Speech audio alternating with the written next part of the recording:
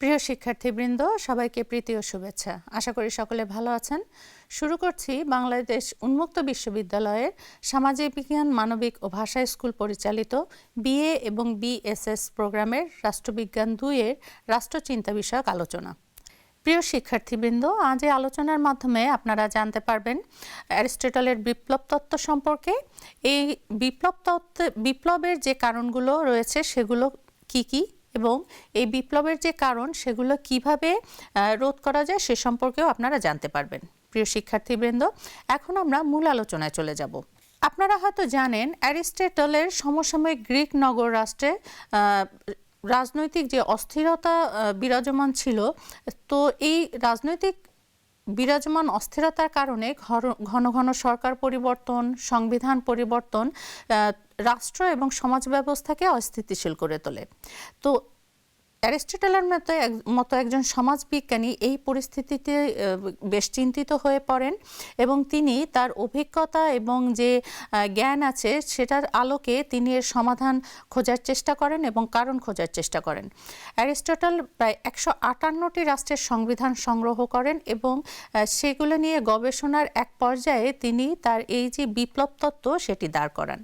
Aristotle শুধুমাত্র যে বিপ্লব তত্ত্ব উপস্থাপন করেছেন তা নয়, এই বিপ্লবের কারণ এবং পাশাপাশি তিনি এর যে কারণ মানে এটা রোধ করার যে উপায় সে সম্পর্কেও আলোচনা করেছেন।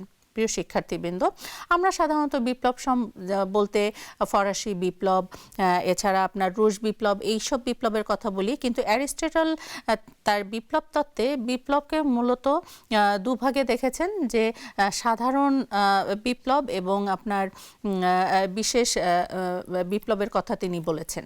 তো বিপ্লব কেন হয় এই প্রশ্নের উত্তর দিতে গিয়ে অ্যারিস্টটল বিপ্লবের কতগুলো কারণ দেখেছেন এবং এই কারণগুলোকে তিনি দুভাগে ভাগ করেছেন, ইতিমধ্যেই আমি বলেছি। তো তিনি প্রথম যে কারণগুলো বলেছেন সেটা হচ্ছে সাধারণ কারণ। তো সাধারণ কারণগুলো এখন আমরা সংক্ষেপে আলোচনা করব। সাধারণ কারণগুলোর মধ্যে প্রথমেই রয়েছে যে সামাজিক এবং অর্থনৈতিক বৈষম্য। যখন কোনো সমাজে বা রাষ্ট্রে যে বৈষম্য ব্যাপক আকার ধারণ করে, অর্থাৎ ধনী এবং দরিদ্রের মধ্যে যখন সম্পদের অসম বন্টন চলে আসে, তখন সমাজে বা রাষ্ট্রে বিপ্লবের পরিস্থিতি তৈরি হয় এবং একসময় বিপ্লব সংগঠিত হয়ে থাকে। এরপরে রয়েছে আপনার ক্ষমতার অপব্যবহার। যখন শাসকগণ তাদের যে ক্ষমতা সেটার অপব্যবহার করে এবং জনগণ তাদের যে মৌলিক অধিকার সেখান থেকে বঞ্চিত হয়, তখনও কিন্তু সমাজে বিপ্লব দেখা দেয়। এরপরে আমরা দেখতে পারি যে মধ্যবিত্ত যে শ্রেণী আছে সেটির অনুপস্থিতি। একটি সমাজে বা রাষ্ট্রে মধ্যবিত্ত শ্রেণী সেই রাষ্ট্রের একটি ভারসাম্য রক্ষা করে থাকে, কিন্তু যখন এই মধ্যবিত্ত শ্রেণীর অনুপস্থিতি দেখা যায় তখন ধনী এবং গরিবদের মধ্যে ব্যাপক আকারে একটি সমস্যা তৈরি হয় এবং এক পর্যায়ে দেখা যায় যে এই প্রবলেমের কারণে সেই রাষ্ট্রে বা সমাজে বিপ্লব তৈরি হতে পারে। এছাড়াও রয়েছে আপনার সাম্প্রদায়িক কোন্দল।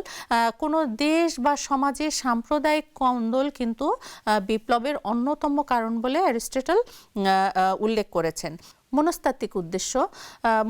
অ্যারিস্টটল মনে করেন যে সংবিধানে যে ন্যায় বিচারের কথা বলা হয়েছে একটি সার্বজনীন বিষয়। তো এই যে সংবিধানে ন্যায় বিচারের কথা বলা হয়ে থাকে তার যে ধারণা এবং বাস্তব প্রয়োগ এগুলোর মধ্যে অনেকটা তফাৎ দেখা যায়। তখন এটা জনসাধারণের মধ্যে একটি মনস্তাত্ত্বিক যে বিপ্লবের বীজ সেটি অনেক সময় বপন করে। তারা মনে করে যে যোগ্য ব্যক্তিকে বাদ দিয়ে অযোগ্যর হাতে অনেক সময় ক্ষমতা চলে গেছে। তাদের এই মনস্তাত্ত্বিক ধারণা থেকে তারা অনেক সময় এই সমস্যার সমাধানে অগ্রসর হয় এবং তখন বিপ্লব সংগঠিত হতে পারে। এছাড়াও রয়েছে সম্মান এবং মুনাফা লাভ। যখন মানুষ রাজনৈতিক ক্ষমতা অধিগ্রহণ করে তখন তার মধ্যে সম্পদ এবং মুনাফা লাভেরও একটি আকাঙ্ক্ষা তৈরি হয়, বা এটার সাথে এই ক্ষমতার সাথে এই মুনাফা এবং সম্পদের একটি যোগসূত্র রয়েছে। তখন যাদের হাতে মুনাফা এবং সম্পদ রয়েছে অনেক সময় তারা এটি রক্ষা করার জন্য আগ্রহী হয়ে ওঠে এবং তারা বিভিন্ন ধরনের পদক্ষেপ গ্রহণ করে। আবার অনেকে এটি লাভ করার জন্য বিভিন্ন ধরনের পদক্ষেপ গ্রহণ করে, যা অনেক সময় বিপ্লবে রূপান্তরিত হয়ে যায়। প্রাথমিক অবস্থানও অনেক সময় বিপ্লবের কারণ হয়ে দাঁড়ায়, যেমন আপনার ঔদ্ধত্য, ভয়, ঘৃণা, এরপরে রাষ্ট্রের যে সকল উপাদান রয়েছে তার মধ্যে সামঞ্জস্যহীনতা, এইসব কারণকে কেন্দ্র করেও অনেক সময় বিপ্লব সংঘটিত হয়ে থাকে। এতক্ষণ আমরা এই বিপ্লবের বেশ কিছু সাধারণ কারণ জানতে পারলাম। এবার আমরা বিপ্লবের কিছু বিশেষ কারণ নিয়ে আলোচনা করব। তার মধ্যে রয়েছে আপনার অ্যারিস্টটল যে বিপ্লবের বিশেষ কারণগুলোর কথা বলেছেন, তার মধ্যে প্রথম যেটি আছে সেটি হচ্ছে অন্যায়ভাবে সম্মান প্রাপ্তির ইচ্ছা। রাষ্ট্রে বসবাসকারী যে মেধাবী, পরিপূর্ণ যোগ্যতা সম্পন্ন যে ব্যক্তিরা রয়েছেন তারা অনেক সময় মনে করেন যে তাদেরকে বাদ দিয়ে যারা অযোগ্য তাদেরকে হাতেই ক্ষমতা গেছে বা তারা অধিক মর্যাদা ভোগ করছেন। সেক্ষেত্রে তখন তারা কি করে যে এই অযোগ্য ব্যক্তিবর্গকে তাদের আসনে সমাসীন হয়ে আছেন মনে করে জনগণ তাদেরকে নামানোর জন্য বিপ্লবের সূচনা করতে থাকেন এবং একসময় বিপ্লব সংঘটিত হয়। এছাড়াও রয়েছে আপনার জনমনে অসন্তোষ।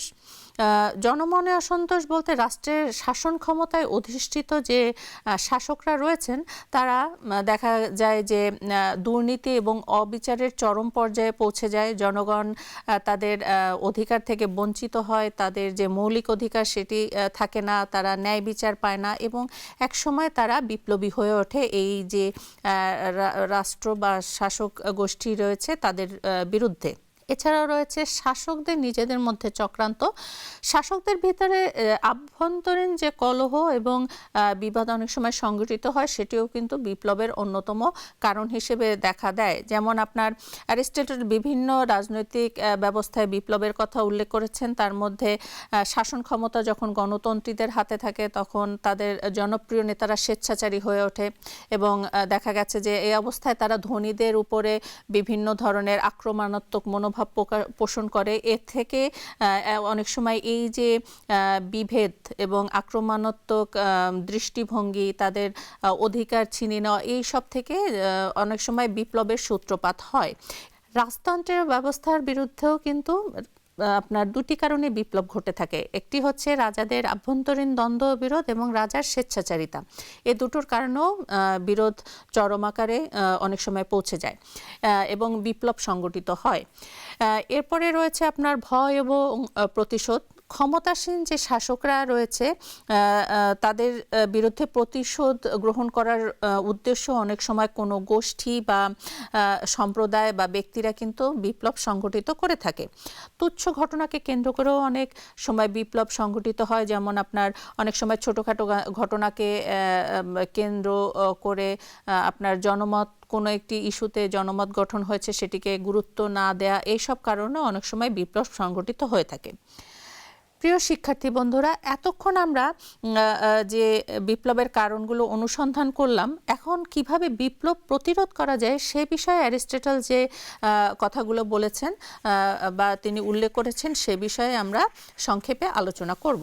বিপ্লব প্রতিরোধের উপায় বলতে গিয়ে অ্যারিস্টটল প্রথমে যে কথাটি বলেছেন সেটি হচ্ছে সরকার যেন কোনো ক্রমেই জনগণের সাথে প্রতারণা না করে। অর্থাৎ জনগণের আস্থা অর্জন করা সরকারের অন্যতম প্রধান কাজ হবে, কারণ প্রতারক সরকারকে জনগণ কখনোই পছন্দ করে না। দ্বিতীয়ত যেটা, আইন লঙ্ঘন এবং বিশৃঙ্খলাকে যত সম্ভব নিয়ন্ত্রণ করতে হবে।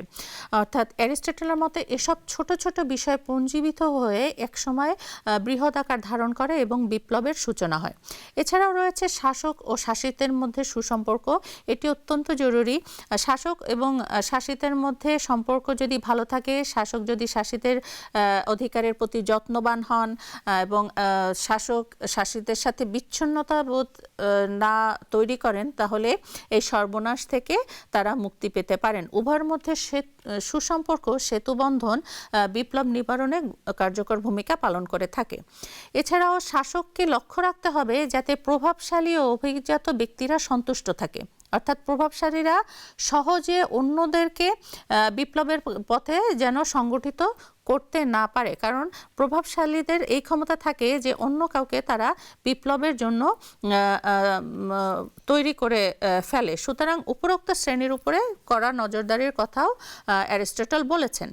এরপরে আমরা দেখতে পাই যে অ্যারিস্টটল বলেছেন যে গণতন্ত্রীদের উচিত ধনীদের প্রতি সম্মান দেখানো, আবার ধনিকতন্ত্রদের উচিত সর্বসাধারণের অধিকারের প্রতি যত্নবান হওয়া। রাষ্ট্রের সকল শ্রেণী এবং অঞ্চলে সম উন্নয়নের চেষ্টা করাও দরকার, কেননা একটি রাষ্ট্রের আভ্যন্তরীণ উন্নয়ন অনেক সময় উন্নয়নের যে বৈষম্য সেটিও কিন্তু অনেক সময় বিপ্লব ডেকে আনতে পারে। অর্থাৎ একটি রাষ্ট্রের যে সকল অঞ্চল রয়েছে সর্বক্ষেত্রে সমান ধরনের উন্নয়ন সাধন করতে হবে। এছাড়াও তিনি আরও বলেছেন যে কাউকে বৈষম্যমূলকভাবে অধিক সম্মান দেয়া যাবে না, আবার কাউকে একদম যে সম্মান না দেয়া সে ধরনের কোনো আচরণ ব্যক্তির সাথে বা নাগরিকদের সাথে করা যাবে না। তাহলে কি মনস্তাত্ত্বিকভাবে সরকারের প্রতি তারা অনুগত থাকবে। এছাড়াও রয়েছে যে সরকারি কর্মচারীদের উৎকোচ গ্রহণ, এটি জনসাধারণের মধ্যে অনেক বড় ধরনের প্রভাব ফেলে। যখন সরকারি কর্মচারীরা উৎকোচ গ্রহণ করে তখন জনসাধারণ খুব বেশি তাদের বিরুদ্ধে, অর্থাৎ তাদের বিরুদ্ধে তখন তাদের তীব্র ক্ষোভের সঞ্চার হয় এবং এই ক্ষোভ থেকেই একসময় বিপ্লবের সূচনা হয়। তো প্রিয় শিক্ষার্থী বন্ধুরা, উপরোক্ত আলোচনা থেকে একথা স্পষ্ট হয় যে অ্যারিস্টটল আজ থেকে 2500 বছর আগে বিপ্লব সম্পর্কে যে তত্ত্ব দিয়েছিলেন তা বর্তমান সময়েও সমানভাবেই প্রযোজ্য। প্রিয় শিক্ষার্থী বন্ধুরা, এতক্ষণ আমরা অ্যারিস্টটলের বিপ্লব তত্ত্ব সম্পর্কে আলোচনা করলাম, বিপ্লবের কারণ কি এবং সেগুলো কিভাবে প্রতিরোধ করা যায়। এ সম্পর্কে যদি আপনারা আরও জানতে চান তাহলে নিকটস্থ টিউটোরিয়াল কেন্দ্রে সংশ্লিষ্ট শিক্ষকের সাথে যোগাযোগ করুন। এছাড়া আপনারা আমাদের সাথেও যোগাযোগ করতে পারেন। আমাদের সাথে যোগাযোগের ঠিকানা ডিন, সামাজিক বিজ্ঞান মানবিক ও ভাষা স্কুল, বাংলাদেশ উন্মুক্ত বিশ্ববিদ্যালয়, গাজীপুর 1705। প্রিয় শিক্ষার্থী বন্ধুরা, এতক্ষণ আমাদের সাথে থাকার জন্য আপনাদেরকে ধন্যবাদ। পরবর্তীতে অন্য কোনো নতুন অনুষ্ঠানে আবার আপনাদের সাথে দেখা হবে। ততক্ষণ পর্যন্ত ভালো থাকুন, সুস্থ থাকুন।